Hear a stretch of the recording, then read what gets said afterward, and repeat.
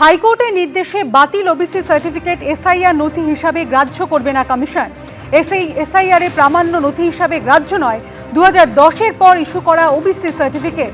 DM তথা জেলা নির্বাচনী আধিকারিক ডিইওদের জানিয়ে দিল কমিশন।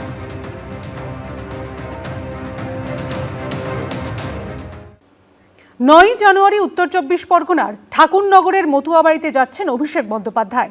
আর এ নিয়ে চড়ছে ঠাকুরনগরের রাজনীতির পারদ। মতুয়া অধ্যুষিত তাহেরপুরের নেতাজি পার্কের মাঠেও জনসভা করবেন অভিষেক বন্দ্যোপাধ্যায়, যে মাঠে 20শে ডিসেম্বর সভা করার কথা ছিল প্রধানমন্ত্রী নরেন্দ্র মোদীর। অভিষেক বন্দ্যোপাধ্যায় ঢুকবে, ওর উদ্দেশ্য কি, ইন্টেনশন কি আমরা দেখব, তারপরেই ওর বিরুদ্ধে যা করা সেটা আমরা ওখানে বসেই করব।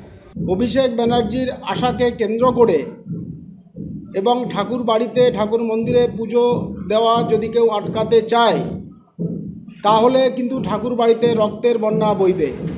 এসআইআর-এর খসড়া ভোটার তালিকা প্রকাশিত হয়েছে। সেই তালিকায় নাম না ওঠায় দুশ্চিন্তায় মতুয়া সম্প্রদায়ের একাংশ। এই আবহেই মতুয়া মন পেতে প্রচারে জোর দিচ্ছে তৃণমূল বিজেপি দুই শিবিরই। এই প্রেক্ষাপটে নতুন বছরের গোড়ায় 9 জানুয়ারি উত্তর 24 পরগনার ঠাকুরনগরের মতুয়া বাড়িতে যাচ্ছেন অভিষেক বন্দ্যোপাধ্যায়। 9 তারিখে সর্বভারতীয় সাধারণ সম্পাদক, সাংসদ, আমার দলের নেতা অভিষেক বন্দ্যোপাধ্যায়, ওদিনকে উনি ঠাকুরবাড়িতে যাবেন। দুপুর 2টো নাগাদ। যে কোনো তীর্থস্থানে সবার যাবার অধিকার আছে। অভিষেক বন্দ্যোপাধ্যায় যখন ঠাকুর বাড়িতে আসে তখন 1000 পুলিশ নিয়ে আসে। এ বাড়িতে কোনো পুলিশ নিয়ে আসা যাবে না। এ বাড়িতে আসতে গেলে ভক্তসুলভ পুলকিত মন নিয়ে আসতে হবে, পুজো দিতে হবে, পুজো দিয়ে বেরিয়ে যেতে হবে। এখানে এসে কোনো রকম রাজনৈতিক কোনো বক্তব্য, এই বাড়ির সদস্য সম্পর্কে কোনো রকম বক্তব্য আমরা শুনবো না, আমরা জমায়েত রাখবো। শান্তনু ঠাকুরের এই মন্তব্যের পাল্টা জবাবও এসেছে। প্রয়োজনে রক্ত দিতে প্রস্তুত এবং রক্ত নিতেও প্রস্তুত।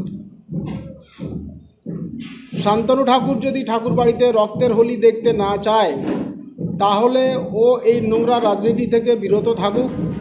রাজনৈতিক চর্চা চলছে, তবে তাতে ভোটাধিকার নিয়ে দুশ্চিন্তা কমছে না মতুয়া সম্প্রদায়ের মানুষদের মধ্যে।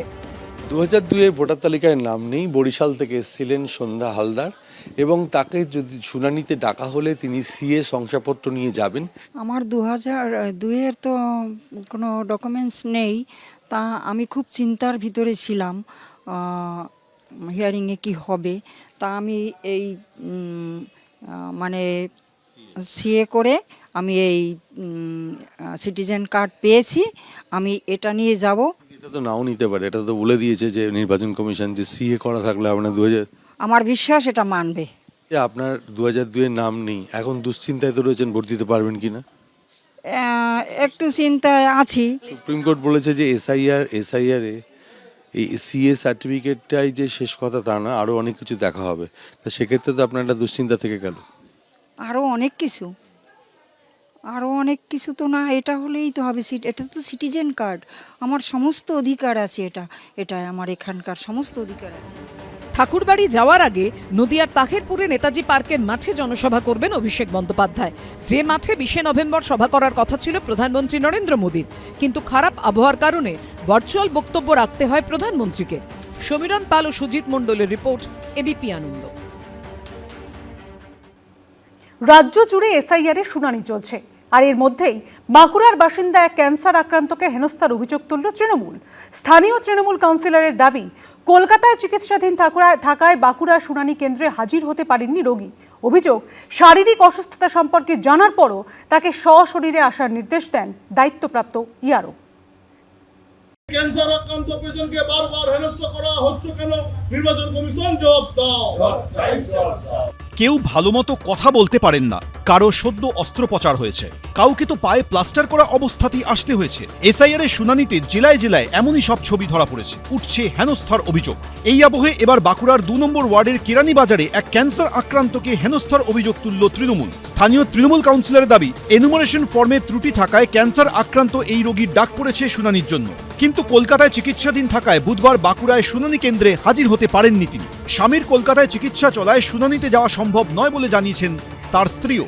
উনি গত 3 বছর যাবৎ টাটা এবং অ্যাপোলো হসপিটালে ব্রেন ক্যান্সারের চিকিৎসাধীন।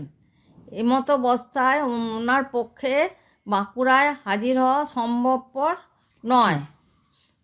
ফলে আমার অনুরোধ, আপনারা আমি সমস্ত ডকুমেন্ট পিপিও এবং যা যাবতীয় যা চেয়েছে সমস্ত পাঠিয়ে দিয়েছি রাজীবকে এবং বিএলও প্রিয়াঙ্কাকে, যাতে আমার ভোটার লিস্টের নামগুলো উঠে যায় সেই ব্যবস্থা করুন। ওই ব্যক্তির বদলে এদিন তৃণমূল কাউন্সিলর রাজীব দে তার নথিপত্র নিয়ে হাজির হন শুনানি কেন্দ্রে। কিন্তু অভিযোগ, শারীরিক অসুস্থতা সম্পর্কে জানার পরেও রোগীকে সশরীরে আসার নির্দেশ দেন দায়িত্বপ্রাপ্ত ইআরও। প্রতিবাদে শুনানি কেন্দ্রের বাইরে বিক্ষোভ দেখান তৃণমূল কাউন্সিলর সহ স্থানীয়দের একাংশ।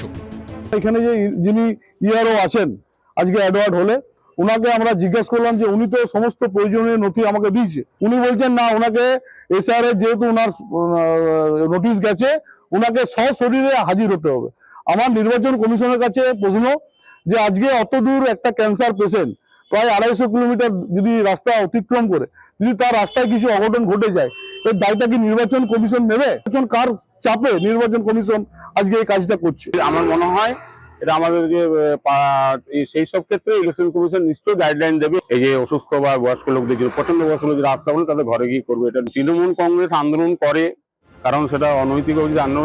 এই বিষয়ে মুখ খুলতে চাননি দায়িত্বপ্রাপ্ত আধিকারিকরা। অন্যদিকে নন্দীগ্রাম 1 নম্বর ব্লকের ষাটোর্ধ্ব বাহারুন বিবি পা ভাঙা, কিন্তু শুনানিতে ডাক পড়ায় আসতেই হয়েছে। টোটোয় করে অসুস্থ মাকে নিয়ে এসেছেন ছেলে। আর বয়স প্রায় 60-65 বছর।